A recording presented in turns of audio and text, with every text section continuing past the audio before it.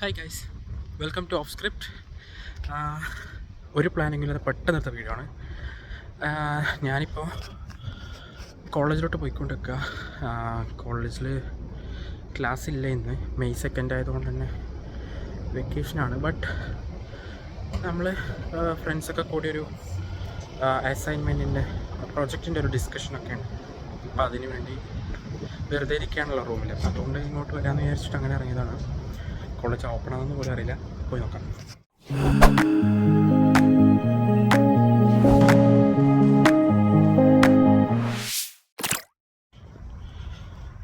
അപ്പോൾ കോളേജ് ഓപ്പണാണ്. ഞാൻ പഠിക്കുന്നത് വിസ്റ്റോ യൂണിവേഴ്സിറ്റിയാണ്. ഇതാണ് എൻ്റെ യൂണിവേഴ്സിറ്റി. വാഴ്സോലാണ് വിസ്റ്റോ യൂണിവേഴ്സിറ്റി ഉള്ളത്. ഇവിടെ മാസ്റ്റർ ഓഫ് കമ്പ്യൂട്ടർ എഞ്ചിനീയറിംഗ് ആണ് ഞാൻ ചൂസ് ചെയ്തിട്ടുള്ള കോഴ്സ്. യൂണിവേഴ്സിറ്റി ഓപ്പൺ ആയത് നന്നായില്ലേ, വന്ന പോലെ തിരിച്ചു കൊണ്ടുവന്നേനെ. അപ്പോൾ എന്തായാലും നമുക്ക് ഇവിടെ എവിടെയെങ്കിലും ഒന്ന് ഇരിക്കാനായിട്ട് സംസാരിക്കാം.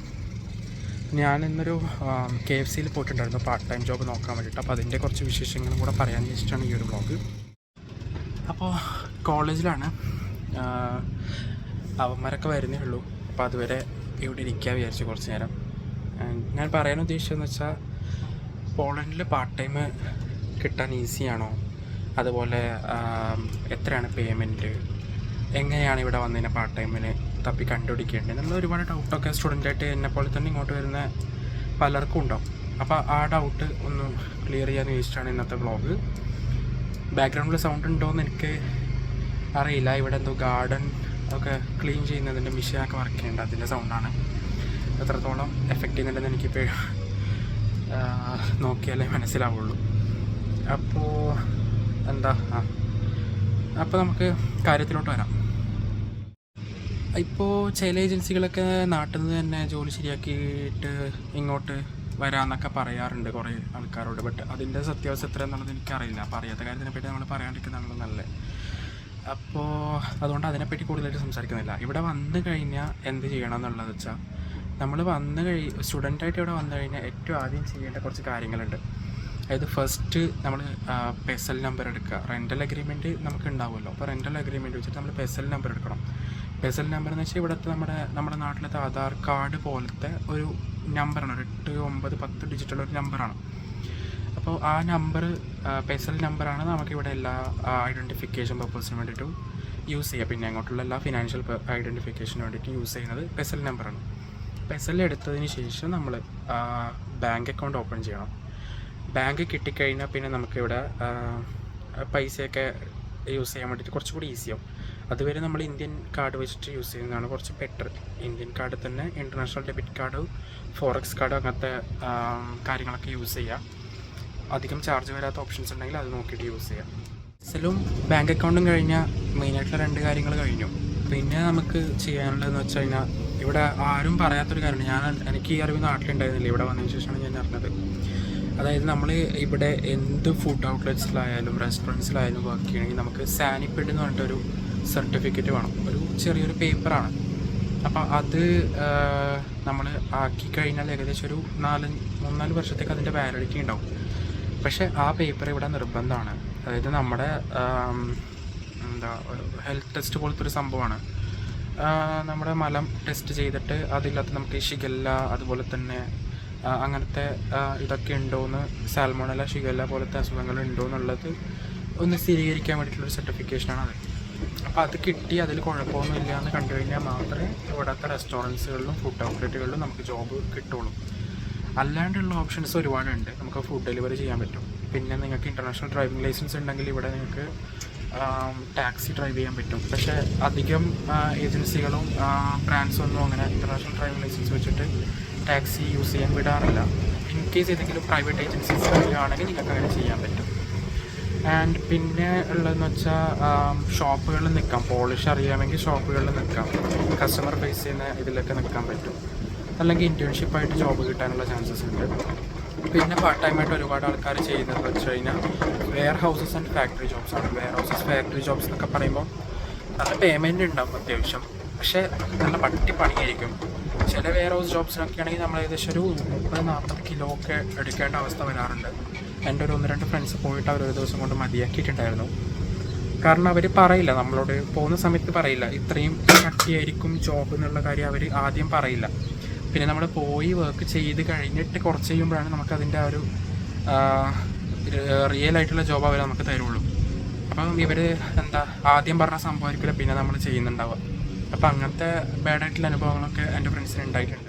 അങ്ങനെ ഫുഡ് ആൻഡ് ഇങ്ങനത്തെ റെസ്റ്റോറൻറ്റ് ജോബ്സിനൊക്കെ കയറണമെങ്കിൽ നമുക്ക് ആദ്യമായിട്ട് സാനിപ്പേഡ് ആണെന്ന് ഞാൻ പറഞ്ഞല്ലോ. സാനിപ്പേഡ് എടുക്കാൻ ഇവിടെ വന്നതിന് ശേഷം നമ്മൾ ബെസ്സലും ഇതൊക്കെ എടുത്ത് ബാങ്ക് അക്കൗണ്ടൊക്കെ എടുത്ത് സെറ്റാക്കിയതിന് ശേഷം നമ്മളിവിടുത്തെ റീജിയണൽ സാനിറ്ററി ഓഫീസ് എന്ന് പറഞ്ഞിട്ടൊരു ഇതുണ്ട്, ഒരു മെഡിക്കൽ ടെസ്റ്റ് സെൻറ്റർ പോലത്തെയാണ്. അപ്പോൾ അവിടെ പോയിട്ട് നമ്മൾ ഇങ്ങനെ പറഞ്ഞു കഴിഞ്ഞാൽ സാനിപ്പേഡിന് വേണ്ടി വന്നതാണെന്ന് പറഞ്ഞു കഴിഞ്ഞാൽ അവരൊരു ഫോമും പിന്നെ ഒരു 3 ടെസ്റ്റിംഗ് കിറ്റും നമുക്ക് തരും. അപ്പോൾ അതുകൊണ്ട് വീട്ടിൽ വന്നിട്ട് 3 ദിവസത്തെ മലം നമ്മൾ എടുത്തിട്ട് ആ ടെസ്റ്റിംഗ് കിറ്റിൻ്റെ അകത്ത് സ്റ്റോർ ചെയ്യുക. എന്നിട്ട് 4ാമത്തെ ദിവസം അല്ലെങ്കിൽ 3ാമത്തെ ദിവസം തന്നെ നമ്മൾ അത് കൊണ്ടുപോകണം. രാവിലെ 11:30 ഉള്ളിലായിട്ട് അവിടെ കൊണ്ടുപോയി ആ ഫോം ഫില്ല് ചെയ്തിട്ട് ഫോമിൻ്റെ ബാക്ക് സൈഡിൽ അക്കൗണ്ട് ഡീറ്റെയിൽസ് ഉണ്ടാവും അവരുടെ. ആ അക്കൗണ്ടിലേക്ക് നമ്മൾ എത്രയാണോ നമ്മുടെ പേയ്മെൻറ്റ്, എനിക്ക് തോന്നുന്നു 210 സ്ലോട്ടിയാണ് ഇപ്പോഴത്തെ ഇത്. എന്നോട് പറഞ്ഞിട്ടുണ്ടായിരുന്നത് 200 ഇവിടെയുള്ള ആൾക്കാർ പറഞ്ഞത് 200 അപ്പോൾ അത് മാറ്റം വന്നതാണ് 210. അപ്പോൾ ഇനിയിപ്പം കുറച്ച് കഴിയുമ്പോൾ വീണ്ടും മാറ്റം വരുമോ എന്നുള്ളത് എനിക്ക് കറക്റ്റ് അറിയില്ല. അപ്പോൾ നിലവിൽ ഇപ്പോൾ 210 സ്ലോട്ടിയാണ്. അപ്പോൾ 210 സ്ലോട്ടി ഏകദേശം നാട്ടിൽ ഏകദേശം ഒരു 4000 ആ ഒരു റേഞ്ചിൽ വരും. അപ്പോൾ അത്രയും പൈസ അടച്ചിട്ട് അതിൻ്റെ പ്രിൻ്റ് ഔട്ടും കൂടെ എടുത്ത് ഈ ഫോമിൻ്റെ കൂടെ വെച്ച് പാസ്പോർട്ടും കൊണ്ട് നമ്മൾ പോകണം. പോയിട്ട് അവരവിടെ ഇതൊക്കെ വാങ്ങി വയ്ക്കും. എന്നിട്ടൊരു 3-4 ദിവസം കഴിഞ്ഞ് കഴിഞ്ഞാൽ നമ്മൾ റിപ്പോർട്ട് വാങ്ങിക്കാൻ, ഏതാണോ ഡേറ്റ് ആ ഡേറ്റിൽ നമ്മളോട് റിപ്പോർട്ട് വാങ്ങിക്കാൻ വരാൻ വേണ്ടി പറയും. അപ്പോൾ നമ്മളവിടെ പോവുക, പാസ്പോർട്ട് കൊണ്ട് പോവുക. പാസ്പോർട്ട് കാണിച്ചു കഴിഞ്ഞാൽ അവർ ഈ സാധനം പ്രിൻ്റ് എടുത്ത് തരും. അത്രേ ഉള്ളൂ സാനിപ്പേഡിൻ്റെ പരിപാടി. സാനിപ്പേഡ് കിട്ടിക്കഴിഞ്ഞാൽ പിന്നെ നമുക്ക് ഇവിടെ KFC, മെക്ഡൊണാൾഡ്സ്, അതുപോലെ തന്നെ ഒരുപാട് ഇന്ത്യൻ റെസ്റ്റോറൻറ്റ്സ് ഉണ്ട്. ഇഷ്ടംമാതിരി റെസ്റ്റോറൻറ്റ്സും കാര്യങ്ങളും ഫുഡ് ഔട്ട്ലെറ്റ്സ് ഒക്കെ ഉണ്ട്. അപ്പോൾ അവിടെയൊക്കെ നമുക്ക് കിച്ചൺ വർക്കിൽ കാര്യങ്ങളിലൊക്കെ കയറണമെങ്കിൽ സാനിപ്പേഡ് മസ്റ്റാണ്. ആൻഡ് നമ്മളിപ്പോൾ അവിടെ ജോബിന് പോയി ചോദിക്കുന്നതിന് അവർ ഫസ്റ്റ് നമ്മളോട് ചോദിക്കുന്നത് സാനിപ്പേഡ് ഉണ്ടോയെന്നാണ്. അപ്പോൾ സാനിപ്പേഡ് ഉണ്ടെന്നുണ്ടെങ്കിൽ നമുക്ക് ഡയറക്റ്റായിട്ട് ഇതുപോലെയുള്ള സ്ഥലങ്ങളിൽ പോയിട്ട് ജോലി ചോദിക്കാം. അല്ലെങ്കിൽ OLX.pl എന്ന് പറഞ്ഞ ആപ്പിനകത്ത് നോക്കിക്കഴിഞ്ഞാൽ ഇവിടെ ഒരുപാട് ജോബ് ഓപ്പണിങ്സ് അതിൻ്റെ അകത്ത് പോസ്റ്റ് ചെയ്തിട്ടുണ്ടാവും. അതുവഴി നമുക്ക് ജോബിന് അപ്ലൈ ചെയ്യാൻ പറ്റും.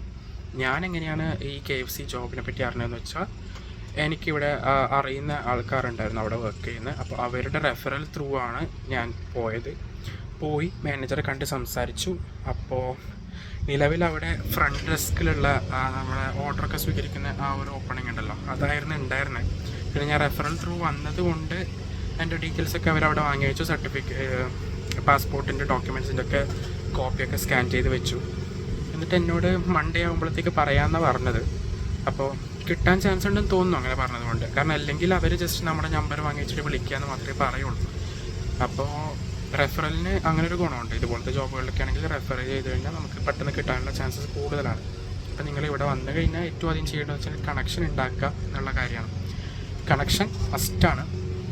എങ്ങനെയെങ്കിലും ആയിട്ട് നല്ല രീതിയിൽ കണക്ഷൻസ് ഉണ്ടാക്കുക. കോളേജിലൊക്കെ ആകുമ്പോൾ ഒരുപാട് ആൾക്കാരുണ്ടാവും. അപ്പം എല്ലാവരുമായിട്ടും നല്ല കണക്ഷൻസ് ഉണ്ടാക്കുക. അവർ ത്രൂ ഒക്കെ ഇതുപോലത്തെ ഒരുപാട് ഓപ്പർച്യൂണിറ്റീസ് കിട്ടുകയാണെങ്കിൽ അതൊക്കെ മാക്സിമം ഉപയോഗപ്പെടുത്തുക. അത്രയൊക്കെയാണ് ഇതിനെ പറ്റിയിട്ട് ഇപ്പോൾ പറയാനുള്ളത്. പിന്നെ ഒരുപാട് പേർക്ക് ഉണ്ടാകാൻ സാധ്യതയുള്ളൊരു ചോദ്യമാണ് പാർട്ട് ടൈം ജോബ്സിന് ഇവിടെ എത്ര കിട്ടും എന്നുള്ളത്. അപ്പോൾ ഇവിടെ എത്ര കിട്ടുമെന്ന് വെച്ചാൽ ഓരോ ജോബിനെ ഡിപ്പെൻഡ് ചെയ്തിട്ടാണ്. ഇവിടെ മിനിമം വേജ് എന്ന് പറയുന്നത് 22 സ്ലോട്ടിയാണ്. അപ്പം മിനിമം ആയിരിക്കും ചിലപ്പോൾ നിങ്ങൾക്ക് കിട്ടുന്നത്, ചിലപ്പോൾ അതിൽ കൂടുതൽ കിട്ടാം. അത് ഓരോ ആൾക്കാർ ചൂസ് ചെയ്യുന്ന ജോബിനനുസരിച്ചിരിക്കും. ഇപ്പം മെക്ഡൊണാൾഡ്സ് ഒക്കെ ആണെങ്കിൽ ഏകദേശം 25, 24 ആ റേഞ്ചിലൊക്കെ തരുള്ളൂ. മെക്ഡൊണാൾഡ്സ് ഇവിടെ ഭയങ്കര സാലറി കുറവാണെന്നാണ് ഞാൻ കേട്ടത്. പിന്നെ KFC ഒക്കെ ആണെങ്കിൽ കുറച്ചധികം പേ ചെയ്യും, ഏകദേശം ഒരു 30ൻ്റെ അടുത്തൊക്കെ എന്തായാലും കിട്ടും. പിന്നെ ഫുഡ് ഡെലിവറി ഒക്കെ ആണെങ്കിൽ നമുക്ക് മിനിമം വേജ് എന്ന് പറഞ്ഞിട്ടൊരു ഓപ്ഷൻ ഇല്ല. നമുക്ക് ഇവിടുന്ന് സൈക്കിളൊക്കെ റെൻറ്റിനെടുക്കാം. സൈക്കിൾ റെൻ്റ് എടുക്കുമ്പോൾ ഏകദേശം ഒരു 100 സ്ലോട്ട് 130 സ്ലോട്ടൊക്കെയാണ് ഒരാഴ്ചത്തേക്ക് സൈക്കിൾ റെൻറ്റ് വരുന്നത്.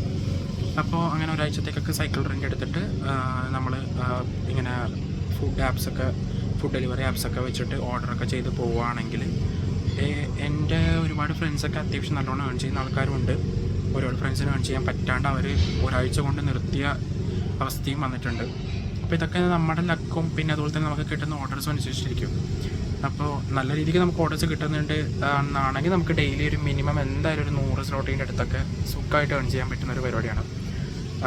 ഓർഡേഴ്സ് കിട്ടുന്നില്ല എന്നാണെങ്കിൽ പിന്നെ നമുക്കത് അത്ര കൊണ്ടുപോകാനായിട്ട് നല്ല ബുദ്ധിമുട്ടാണ്. കാരണം ഒന്നാമത് പുതിയ സ്ഥലമൊക്കെ ആയതുകൊണ്ട് നമുക്ക് ഈ സ്ഥലമൊന്നും അത്ര പരിചയം ഉണ്ടാവില്ല. പിന്നെ സൈക്കിളൊക്കെ എടുത്ത് പോകുമ്പോൾ എന്ന് വെച്ചാൽ ഇവിടുത്തെ ഈ അഡ്രസ്സ് തപ്പി കണ്ടുപിടിക്കുക, ഡെലിവറി നമ്മൾ ആ ലൊക്കേഷൻ്റെ അടുത്ത് എത്തിക്കഴിയുമ്പോൾ നമ്മുടെ GPS അങ്ങ് കട്ടാവും. പിന്നെ നമുക്കിത് അഡ്രസ്സ് തപ്പി കണ്ടുപിടിക്കുക എന്നൊക്കെ പറഞ്ഞാൽ കുറച്ച് ബുദ്ധിമുട്ടുള്ള കാര്യമാണ്.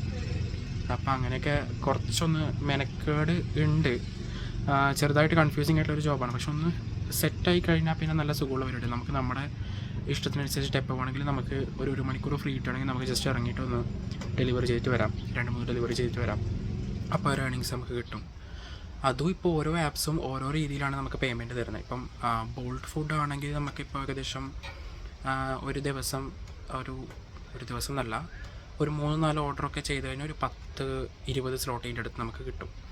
അതുപോലെ തന്നെ ഊബറൊക്കെ ആണെങ്കിൽ നമുക്ക് മൈൽ സ്റ്റോൺസൊക്കെ കംപ്ലീറ്റ് ചെയ്യുമ്പോൾ ഓരോ റിവാർഡ്സൊക്കെ കിട്ടും. ഇപ്പോൾ ഒരു 10 ഡെലിവറിയൊക്കെ നമ്മൾ ഒരു ദിവസം ചെയ്ത് കഴിഞ്ഞാൽ നമുക്ക് അവർ എക്സ്ട്രാ ഇങ്ങോട്ട് 50 സ്ലോട്ടൊക്കെ തരും. അതുപോലെ തന്നെ ചിലപ്പോൾ എന്താ പറയുക, ഒരു 100 സ്ലോട്ടിൻ്റെ അടുത്ത് നമ്മൾ ഏൺ ചെയ്ത് കഴിഞ്ഞാൽ ഒരു 30 സ്ലോട്ടി അവർ വെറുതെ ഇങ്ങോട്ട് തരും. അപ്പോൾ ഊബർ ഈറ്റ്സിൽ അങ്ങനത്തെ കുറച്ച് കാര്യങ്ങളൊക്കെ ഉണ്ട്.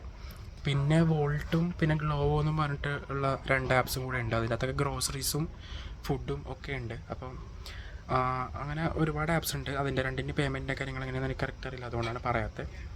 അപ്പോൾ ഇങ്ങനെയൊക്കെയാണ് ഫുഡ് ഡെലിവറി ജോബ്സിൻ്റെ കാര്യങ്ങൾ. ഇത്രയൊക്കെ ഓപ്പർച്യൂണിറ്റീസാണ് ഇപ്പോൾ നിലവിൽ അവൈലബിൾ ആയിട്ടുള്ളത്. പിന്നെ വെയർ ഹൗസിൻ്റെ കാര്യങ്ങൾ പറയുകയാണെങ്കിൽ വെയർ ഹൗസ് ജോബ്സ് പല രീതിയിൽ തട്ടിപ്പ് ഉണ്ട്. അപ്പോൾ തട്ടിപ്പിലൊന്നും പോയി പെടാതിരിക്കുക ശ്രമിക്കുക. ശരിക്കും നോക്കി അന്വേഷിച്ച് ഡീറ്റെയിൽസൊക്കെ കറക്റ്റ് മനസ്സിലാക്കി എഗ്രിമെൻറ്റിൽ ഒപ്പിടുന്നതിന് മുമ്പേ എഗ്രിമെൻറ്റിൽ എന്തൊക്കെയാണ് എഴുതിയിട്ടുള്ളതെന്ന് ട്രാൻസ്ലേറ്റ് ചെയ്ത് നോക്കി മാത്രം സൈൻ ചെയ്യുക. കാരണം ഞാൻ നേരത്തെ പറഞ്ഞതുപോലത്തെ അനുഭവം വരാതിരിക്കാൻ വേണ്ടിയിട്ട് നമ്മുടെ സൈഡിൽ നിന്ന് നമ്മൾ ചെയ്യേണ്ട കാര്യങ്ങൾ ചെയ്തേ പറ്റുള്ളൂ. അപ്പോൾ അത്രയ്ക്കാണ് പാർട്ട് ടൈം ജോബിൻ്റെ കാര്യങ്ങൾ. ആൻഡ് കോളേജ് ഞാൻ ഒന്നുകൂടെ കാണിച്ചു തരാം. ഞാനിപ്പോൾ ഇവിടെ ഒരു ചെറിയൊരു ഇരിക്കുന്ന ഒരു ഏരിയ ഉണ്ട്, അവിടെ വന്നിരിക്കണം. അവന്മാർ വരണത്രല്ലോ, പിന്നെ വെയിലായതുകൊണ്ട് ഞാൻ ഇവിടെ വന്നിരിക്കാൻ പക്ഷെ ഇപ്പം സമ്മറിലോട്ട് കിടക്കുന്നേ ഉള്ളൂ. അത്യാവശ്യം നല്ല വെതറാണ്, നല്ല അടിപൊളി കാലാവസ്ഥയാണ്. യൂണിവേഴ്സിറ്റി ഞാൻ പറഞ്ഞില്ലേ, ഇവിടെ ഗാർഡൻ എന്തോ ക്ലീൻ ചെയ്യുന്നതൊക്കെ പരിപാടി ചെയ്തുകൊണ്ടിരിക്കുകയാണ്. ഇതാണ് നമ്മുടെ വിസ്റ്റുല യൂണിവേഴ്സിറ്റി. ഇത്രയൊക്കെയാണ് ഇന്നത്തെ വീഡിയോയിൽ ഞാൻ പറയാൻ ഉദ്ദേശിച്ചത്. പെട്ടെന്ന് എടുത്തൊരു വീഡിയോ ആണ്, അധികം പ്ലാനിങ് കണ്ടൻറ്റ് കാര്യങ്ങളൊന്നും തീരുമാനിച്ചിട്ടുണ്ടായിരുന്നില്ല, പെട്ടെന്ന് തോന്നിയപ്പെടുത്തുന്നേ ഉള്ളൂ. അപ്പോൾ എന്തെങ്കിലും മിസ്സിങ് കുറവുകൾ ഇമ്പ്രൂവ് ചെയ്യാനൊക്കെ ഉണ്ടെങ്കിൽ എല്ലാവരും കമൻ്റായിട്ട് അറിയിക്കുക അഭിപ്രായങ്ങളൊക്കെ. ആൻഡ് പുതിയൊരു വീഡിയോ ആയിട്ട് വീണ്ടും കാണാം. Bye, take care.